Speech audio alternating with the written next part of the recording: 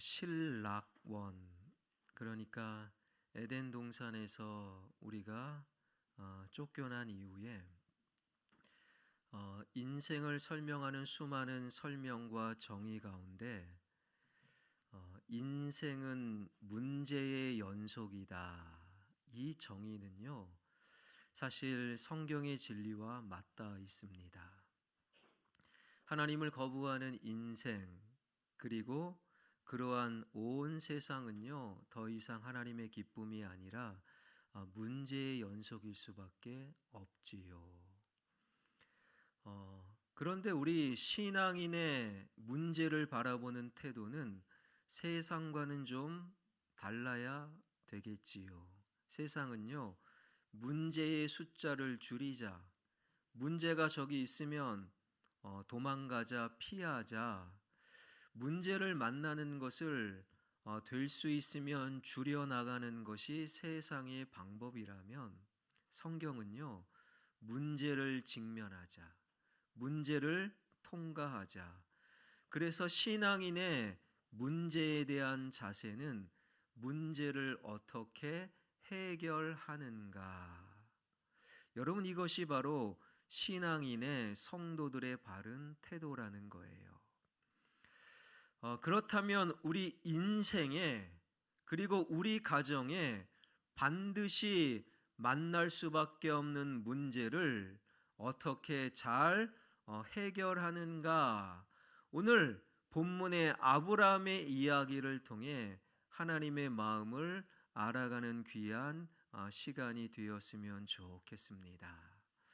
아브라함은 지금 커다란 문제 앞에 직면하고 있어요. 아브라함은 지금 가나안의 베델과 아이 사이에 위치하고 있는데, 아브라함이 그 지경, 그 문제에 이르기까지 어떠한 여정을 보냈는가 간략하게 요약하면요, 아브라함은 갈대아 우르 그의 고향을 데라 아버지와 함께 떠나잖아요. 그런데 아버지의 영향력 속에서 우상의 도시 하란에 머물게 됩니다. 그 하란에서 아브라함을 지목하여 찾아오신 하나님의 말씀, 아브라함아, 너는 고향과 친척과 아버지의 집을 떠나 내가 너에게 보여줄 땅으로 가라. 그 말씀과 믿음을 따라 하란을 떠나 가나안으로 오게 되었어요. 믿음 따라 말씀 따라온 그 가나안 땅에서 아브라함을 기다리고 있었던 것은 지독한 기근이었다라는 거예요. 지독한 기근 속에 하나님이 왜 이렇게 지독한 기근과 문제를 주시는가? 하나님을 생각하기보다는 일단 도망가고 보자. 그 기근 문제를 피해 아브라함이 선택해서 간 곳이 애굽. 여러분, 애굽은요 하나님이 결코 원하시는 땅이 아니었어요. 그런데 그 애굽에서 기가 막힌 정신 번쩍 드는 경험을 하고서 다시금 하나님의 땅 가나안 땅으로 돌아오게 된 아브라함. 이것이 바로 창세기 13장까지의 아브라함의 여정이었다라는 거예요. 다시금 돌아온 가나안으로 돌아온 그 아브라함에게 커다란 문제가 찾아오게 되는데, 어떠한 문제입니까? 오늘 본문 5절과 6절 다 한번 읽어볼까요? 아브라함의 일행 롯도 양과 소와 장막이 있으므로 그 땅이 그들이 동거하기에 넉넉하지 못하였으니 이는 그들의 소유가 많아서 동거할 수 없었음이라. 소유가 많아서 아브라함과 조카 롯은 함께 동거할 수, 함께 살 수 없었더라. 이것이 아브라함과 그 가정에 불어닥친 문제였다라는 거예요. 하나님이 원하지 않는 땅 애굽에 내려갔다가 아브라함은 원하지 않는데 엄청나게 부자가 되었어요. 여러분, 엄청나게 부자가 된 것, 그게 문제가 될 수 있을까요? 없을까요? 하나님이 원하지 않는 장소에서 하나님이 원하지 않는 방법으로 엄청나게 부자가 된 것은 반드시 문제로 연결될 수밖에 없다라는 거예요. 엄청나게 부자가 된 아브라함, 그런데 누구도 덩달아 부자가 됐습니까? 아브라함과 함께 했던 조카 롯도 부자가 되었더라. 그들에게 장막은 오늘날 50평, 80평, 100평 아파트인 거예요. 그들에게 가축과 짐승이 너무 많아진 거예요. 이것이 아브라함 가정에 불어닥친 문제였다. 아니 목사님, 그런 문제라면 100번이고 1000번이고 나도 경험하고 싶어요. 그런 문제 하나님 주십시오. 그렇게 기도하면 곤란해요. 여러분 가만히 생각해 보세요. 돈이 없어서 가난합니다. 이것도 힘들어요. 그런데 이러한 가난으로 인한 문제는 가만히 생각해 보면요, 가족끼리 서로 생각하고 가난으로 인하여 상대를 이해하게 되고 가난으로 인하여 똘똘 뭉치게 하는 경우가 제법 있어요. 그런데 갑작스러운 돈다발이 떨어지면요, 어떻게 될까요? 같이 살던 자들이 흩어집니다. 여러분 로또 대박 난 분들 보세요. 웬만하게 잘 사는 분도 없어요. 갑작스러운 그 돈은요, 그 소유는 서로를 비난하게 만듭니다. 서로를 어렵게 만들어요. 잘 지내다가도 돈 때문에 헤어지는 가정이 얼마나 많겠습니까? 여러분, 그래서 그리스도인들이 이러한 지혜를 간구해야 된다. 잠언 30장 8절은 모든 그리스도인들이 가정과 자녀를 위해서 이런 기도 놓치지 말라고 권면하는 것이, 하나님 나로 하여금 지나치게 가난하지 말게 하시고 지나치게 부하게도 맛이 없어서 다만 필요한 양식을 나에게 채워 주옵소서. 그러한 기도가 우리 지혜 속에 반드시 필요한 거예요. 그런데 하나님이 원하지 않는 장소와 하나님이 원하지 않는 방법으로 떼부자가 된 그 아브라함과 롯은 늘 같이 지냈어요. 늘 함께 했어요. 그런데 갑작스러운 그 소유로 인하여 함께 할 수 없었을 뿐더러 성경을 읽어보니 아브라함의 목자와 조카 롯의 목자가 서로 다투고 싸움하기에 이르렀더라. 이것이 바로 아브라함과 그 가정에 불어닥친 어려운 문제였던 것이지요. 이러한 문제를 아브라함은 어떻게 해결하는가? 바로 8절에 이런 말씀이 기록되어 있습니다. 다 한번 읽겠습니다. 아브라함이 롯에게 이르되 우리는 한 친족이라 나나 너나 내 목자나 내 목자나 서로 다투게 하지 말자. 성경에 밑줄 긋는 분들 한 친족 그리고 서로 다투게 하지 말자 밑줄 짝 그시고 짝 연결해 보세요. 여러분 성경에서 반드시 지켜야 될 원칙이 있는데 적어도 가족, 친족이라고 생각하는 그 사람들과는 절대로 다투면 안 된다. 이것이 바로 아브라함을 통한 하나님의 원칙이라는 거예요. 여러분 저 사람을 내가 가족이다 라고 생각하는 그 순간 어떠한 이유로도 다투면 안 된다. 물론 갑작스러운 화남, 갑작스러운 실망감으로 화를 낼 수는 있어요.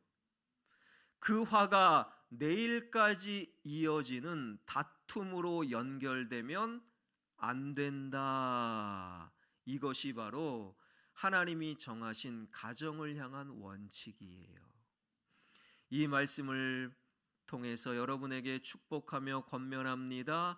여러분 가정 가운데, 여러분 일가 친척 가운데 어떠한 이유로도 다툼이 없어지길 주님의 이름으로 축원합니다. 그 원칙을 아브라함은 분명히 조카 롯에게 이야기하면서 서로 다투게 하지 말자라고 말하고 있는 거예요. 우리말 성경에는 번역이 되어 있지 않지만 히브리어 원문에 보게 되면 그 단어가 들어가 있어요. 제발. 아브라함이 조카 롯에게 하는 말, 롯아 제발 우리 서로 싸우지 말자, 다투지 말자. 여러분, 제발이라는 단어를 언제 사용합니까? 제발 공부해라, 제발 일찍 들어와라, 제발 신었던 양말 세탁동에 집어넣으란 말이야. 여러분, 제발이라는 이 단어는요, 상대방에게 이유와 원인이 있을 때 사용되는 단어라는 거예요. 조카 롯아 제발 싸우지 말자라는 이 큰아버지 아브라함의 호소는 바로 누가 싸움을 먼저 걸었답니까?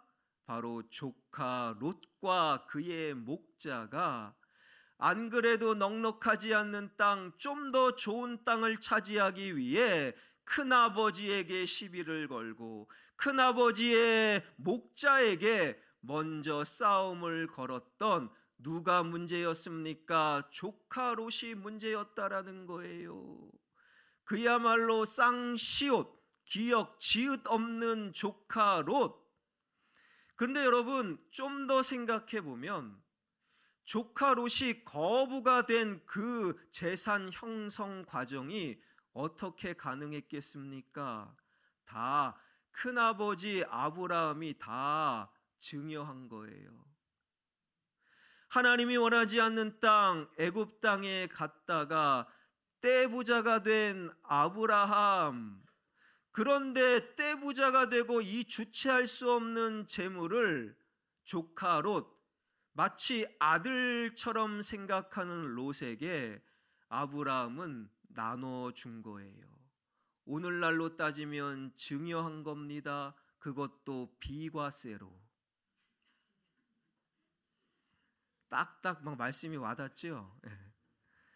그렇게 증여한, 비과세로 증여해서 상당한 재산을 형성했던 조카 롯.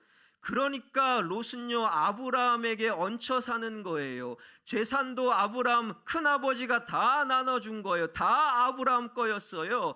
그렇다면 아브라함은 조카 롯에게 이렇게 말할 수 있는 거예요. 우리가 너무 떼부자가 되어서 돈이 많은 것도 문제구나. 이제 정들었던 너와 함께 거주할 수 없게 되었으니 일단 우리 헤어지자. 내가 여기에 머무를 터니 롯아 너는 저쪽으로 이동하여 저기에서 살아라. 이것이 당연한 큰아버지 아브라함의 권리요, 아브라함의 상식적인 제안이어야 했다라는 거예요. 그런데 여러분, 성경은 우리의 상식을 벗어날 때가 너무 많아요. 성경의 말씀은 우리의 상식을 벗어난 특별함이 숨겨져 있는데, 특별한 아브라함의 제안은 바로 9절입니다. 다 한번 읽겠습니다. 시작. 내 앞에 온 땅이 있지 아니하냐? 나를 떠나가라. 네가 좌하면 나는 우하고 네가 우하면 나는 좌하리라. 네가 나는 여기에 머무를 터니 너는 떠나가라 말할 수 있었던 그 아브라함, 큰아버지 아브라함입니다. 재산을 나눠준 것이 아브라함이었습니다. 문제도 먼저 시비를 건 것도 조카였습니다. 그럼에도 아브라함은 조카 롯에게 선택권을 양보하고 있다라는 거예요. 여러분, 세상의 관점으로 아브라함은 바보입니다. 그러나 그것이 바보라면 얼마든지 나는 바보로 살겠습니다. 이것이 바로 신앙과 믿음의 설명이요, 믿음의 여정일 수 있어야 한다라는 거예요. 내 권리를 포기하고 다 내 것인데 오히려 네가 좌하면 나는 우하고 나는 우하면 나는 좌하리라 선택권을 양보하는 어른이 된 아브라함. 얼마나 멋진 아브라함이었습니까? 여러분, 그런데 이 아브라함이 조카 롯에게 이렇게 멋진 양보를 할 수 있었던 것은 아브라함은 원래 그렇게 태어났어요. 아브라함은 원래 성품이 그렇게 좋습니다. 절대 아니에요. 아브라함은 원래 모든 남자보다 정말로 수준 낮은 파렴치한이 아브라함이었어요. 그 파렴치한 못된 아브라함이 어찌 이렇게 성숙한 양보의 어른이 될 수 있었는가? 오늘 보면 창세기 13장 바로 앞에 창세기 12장 애굽에서의 경험 때문이에요. 애굽에서 무엇을 경험합니까? 무엇을 경험했습니까? 가나안 땅으로 말씀 따라 믿음 따라 첫 번째 가나안으로 도착한 아브라함. 그런데 아브라함을 기다린 것은 지독한 기근이었다 말씀드렸죠. 그 기근 앞에 하나님이 왜 나에게 기근을 허락하셨는가? 왜 이 문제를 주셨는가? 아브라함은 생각지 않고 일단 피하자, 일단 도망가자. 그 문제를 피해 아브라함이 간 곳이 애굽이었어요. 애굽은 하나님이 원하시는 장소가 아닙니다. 하나님이 원하지 않는 장소에 가게 되면 반드시 죄와 연결이 돼요. 하나님이 원하지 않는 사람과 만날 때, 하나님이 원하지 않는 장소에 갈 때 반드시 그 결과는 죄로 연결되지요. 애굽으로 건너간 아브라함, 그곳에서 어떤 범죄를 저지릅니까? 멀쩡한 아내 사라를 이제는 여동생으로 거짓말하는 거예요. 왜요? 자기 목숨 보존하려고. 그런 쪼다 같은 남편이 어디 있습니까? 이러한 바보 같은 그런 남편이 어디 있습니까? 그야말로 파렴치한 아브라함이 파렴치한입니다. 잘못한 거예요. 범죄를 저지른 겁니다. 속인 겁니다. 그래서 결과적으로 그 아내 애굽 왕에게 빼앗겨 버리잖아요. 그런데 이상하게도 하나님은 누구 편 드십니까? 잘못 없는 애굽 왕이 아니라 엄청나게 잘못한 아브라함 편을 드시는 거예요. 왜요? 하나님께서 아브라함을 찜하셨고 이미 약속의 말씀을 하셨기 때문에, 아브라함과 사라를 통한 이삭을 약속하셨기 때문에, 그 안에 사라를 빼앗아가면 안 되었기 때문에 잘못 없는 그 애굽 왕을 찾아가서 하나님은 호통을 치시는 거예요. 하나님의 호통 앞에 화들짝 놀란 애굽 왕은 서둘러 사라를 보냅니다. 그리고 오늘날로 굳이 생각하면 손해배상을 어마어마하게 아브라함에게 함으로 말미암아 그 애굽 땅에서 아브라함은 거부가 될 수 있었던 것이지요. 실수는 아브라함이 했어요. 잘못은 아브라함이 했습니다. 죄는, 속임은 다 아브라함의 계획이었어요. 아브라함이 못된 인간이었습니다. 그럼에도 하나님께서는 아브라함의 편을 드시고 아브라함을 인도하시는, 그리고 애굽 제국의 왕, 그 왕의 결정을 꺾어버리시는 바로 하나님의 은혜와 능력을 아브라함은 경험했던 거예요.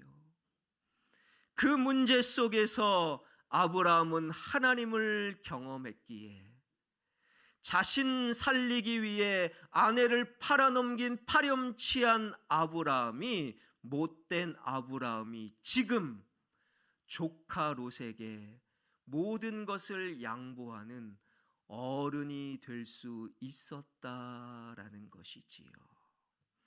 여러분, 내 인생에 불어닥치는 문제, 우리 가정의 문제, 그 문제는 세 가지로 정리가 되더라고요. 건강의 문제, 경제적인 문제, 가족 간의 관계의 문제, 그러한 문제가 불어닥칠 때 힘들 수 있어요. 어려울 수 있어요. 도망가고 싶은 마음 들 수가 있어요. 그러나 문제는 해결하는 거예요. 그 문제 속에서 첫 번째, 하나님을 경험할 수 있는 저와 여러분, 우리 모두가 되길 주님의 이름으로 축원합니다. 그 성숙한 하나님 경험으로 말미암아 위대한 양보를 했어요. 그렇다면 큰아버지가 그 정도로 나오면 조카 롯은 어떻게 해야 되겠습니까? 큰아버지 아니에요. 큰아버지 덕분에 제가 사는 건데 그러면 안 되지요. 큰아버지가 먼저 선택하면 제가 따르겠습니다. 이것이 바로 인간의 도리라는 거예요. 그런데 조카 롯은 인간의 도리를 잊어버렸어요. 위대한 아브라함 큰아버지의 양보 앞에 조카 롯은 어떻게 반응하는가? 10절입니다. 다 한번 읽겠습니다. 이에 롯이 눈을 들어 요단 지역을 바라본즉 소알까지 온 땅에 물이 넉넉하니 여호와께서 소돔과 고모라를 멸하시기 전이었으므로 여호와의 동산 같고 애굽 땅과 같았더라. 조카 롯의 문제가 여기에 나오지요. 여호와의 동산 같고 애굽 땅과 같았더라. 올컨이 기다렸다는 뜻식으로 그 위대한 양보 앞에서 조카 롯은 발꿈치를 듭니다. 까치발을 합니다. 고개를 쭉 뺍니다. 그리고 먼 땅 어디가 좋을까를 바라보는 거예요. 그리고 지금 조카 롯이 있는 땅은 베델과 아이 사이 좀 높은 지역, 우리로 치면 남산 정도 되는 지역, 그 높은 곳에서 그냥 까치바라고 보니까 저 멀리 소알까지 다 볼 수 있었더라. 그리고 그 롯에게 툭 들어왔던 그 땅은 요단 동편의 소돔 땅이었던 거예요. 그곳에는 물이 넉넉합니다. 그리고 물이 넉넉하니 사람이 모입니다. 돈이 모입니다. 엄청난 푸른 초장이 펼쳐 있는 보기에도 아름다운 땅, 겉모습을 보고 소돔 땅을 보고, 그런데 그 조카 롯의 평가는 무엇입니까? 여호와의 동산, 즉 에덴 동산과 같고 애굽 땅과 같았더라. 여러분, 이게 이제 문제인 거예요. 이게 왜 문제인가? 여러분, 눈에 보이는 그 소돔 땅은요, 요단 동편은 참 괜찮아 보였어요.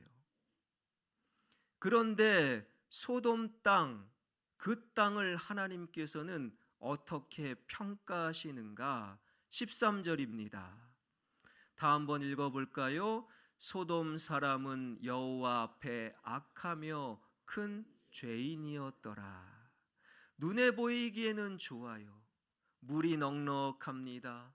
사람과 돈이 모여듭니다. 저 땅에서 살면 그냥 기분이 좋을 것 같은 소돔 땅을 하나님은요, 악과 범죄의 도시였다. 하나님과 상관없는 넉넉함은 반드시 악과 범죄로 이어지는 땅이 소돔 땅이었음을 하나님은 평가하고 계시는 거예요.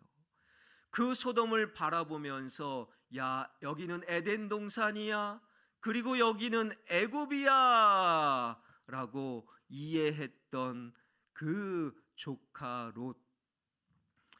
여러분, 겉보기에는 에덴 동산과 애굽은 비슷해 보여요. 좋은 땅이었기 때문이지요. 그러나 한 걸음 들어가 그 속을 보면 결코 함께 할 수 없는 땅이 에덴 동산과 애굽이에요. 에덴 동산은 하나님의 나라를 상징한다면 애굽은요, 세상의 악함을 상징합니다. 에덴 동산은 빛이라면 애굽은요, 어둠이에요.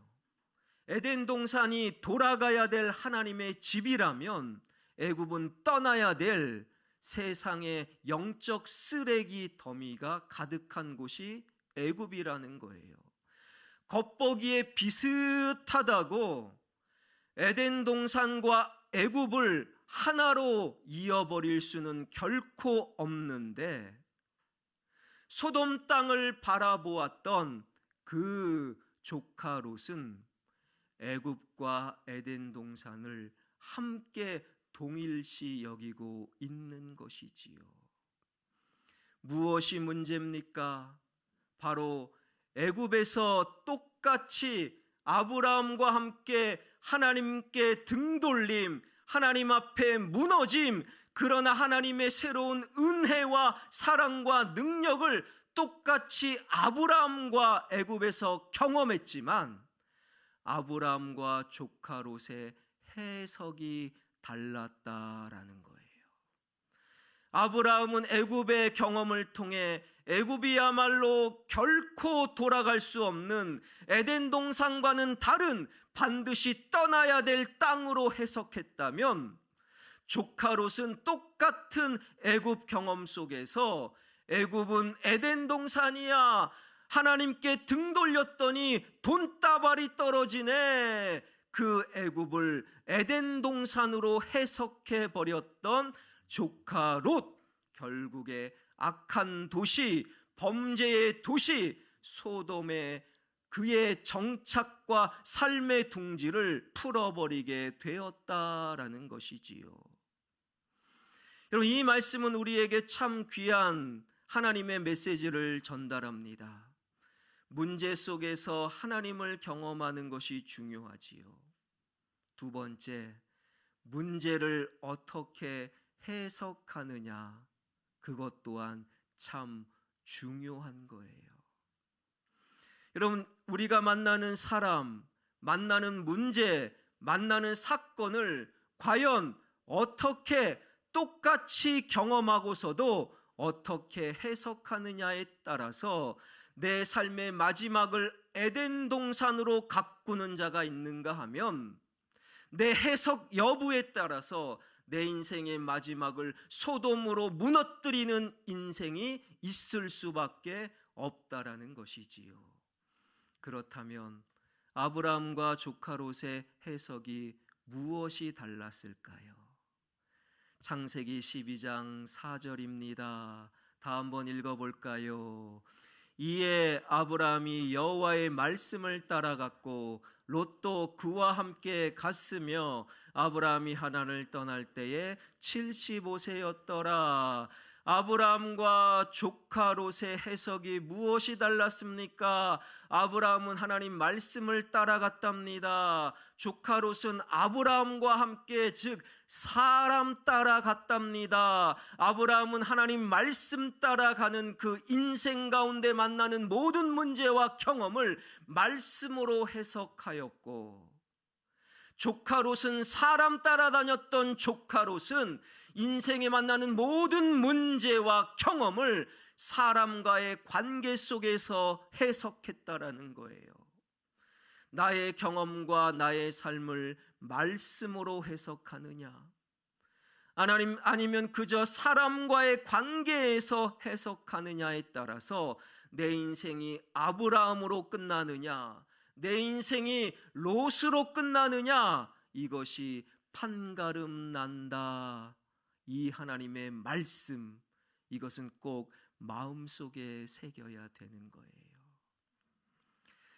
좀 더 이 말씀을 구체화시키는 좋은 이야기가 있어요. 얼마 전에 새롭게 하소서 저는 가끔씩 봐요. 그 새롭게 하소서에서 소개된 목사님의 이야기인데요.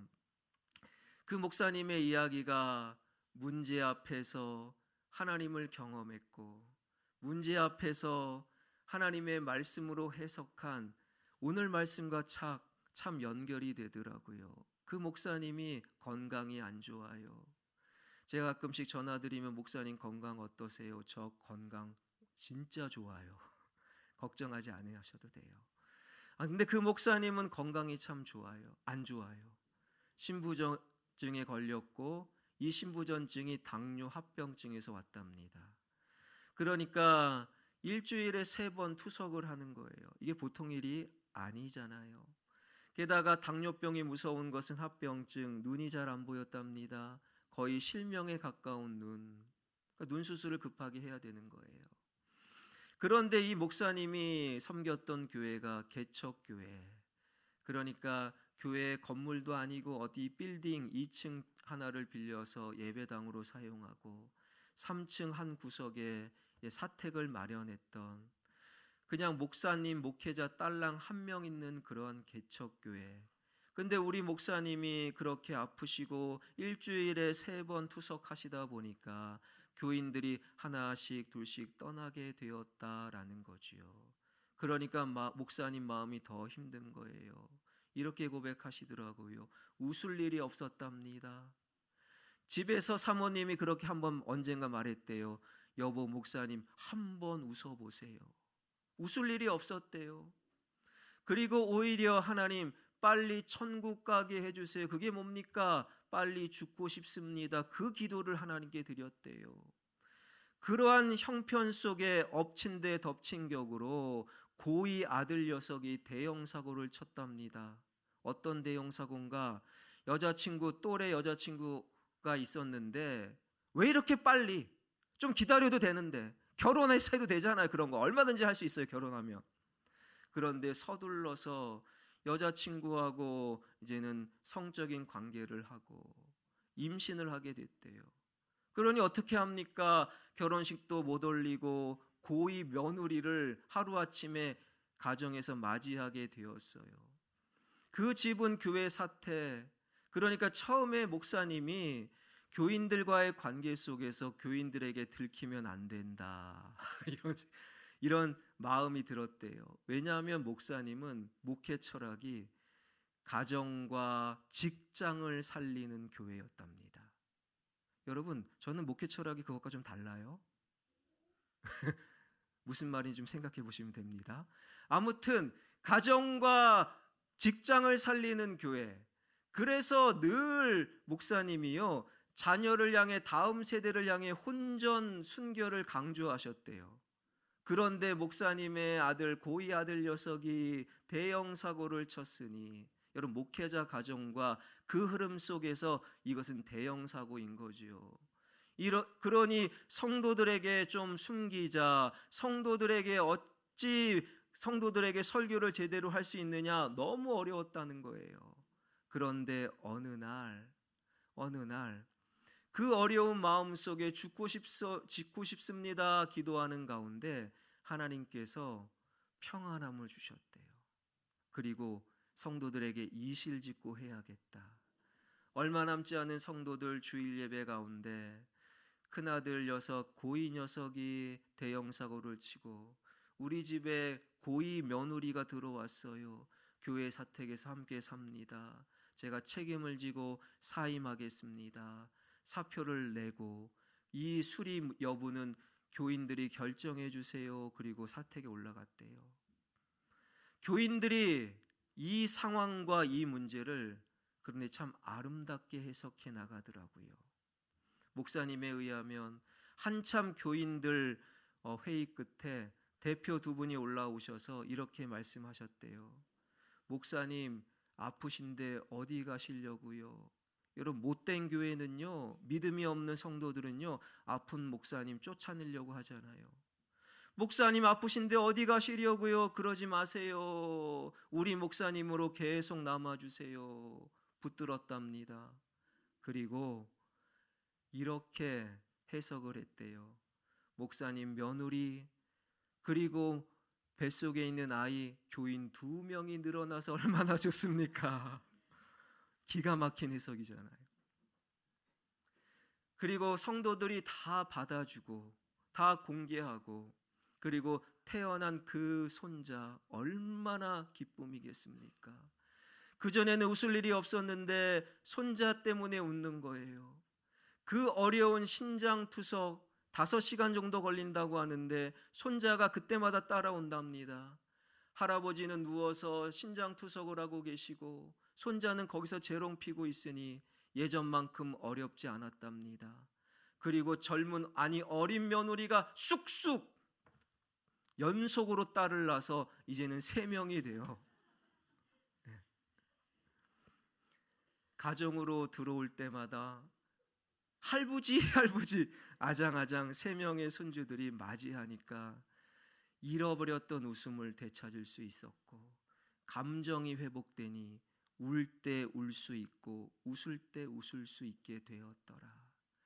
목회자 가정이 행복하니 교회가 행복하고, 교회가 행복하니 교인들의 표정이 달라지고, 교인들의 표정이 기쁨이 넘치니 그 교회 사람들 오지 말라고 해도 가게 되는 거예요. 그리고 이제는 그 목사님이 몸이 좋아져서 신장투석도 안 하게 되었고, 그 고이, 대형사고 친 고이 그 아들 녀석은 대학은 안 갔지만 빨리 타일 기술을 배워서 지금은 엄청 부자가 되었대요. 군대도 면제됐고, 그리고 아파트 청약돼서 아파트에서 살고 있답니다. 사랑하는 성도 여러분,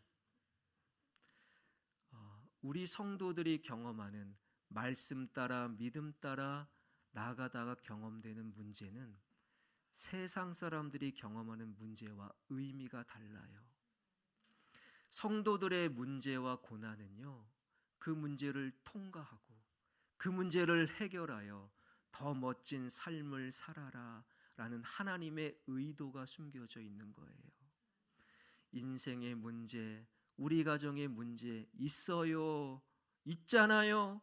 그 문제 앞에 오히려 숨겨져 있는 하나님의 의도, 하나님을 경험하게 하여 주시고, 그 문제를 그저 사람과의 관계 속에서 해석하려는 어리석음을 포기하고 하나님의 말씀으로 해석함으로 문제가 더할수록 더 기쁨과 행복이 더해지는 진정한 믿음의 가정, 믿음의 사람 되길 주님의 이름으로 축원합니다.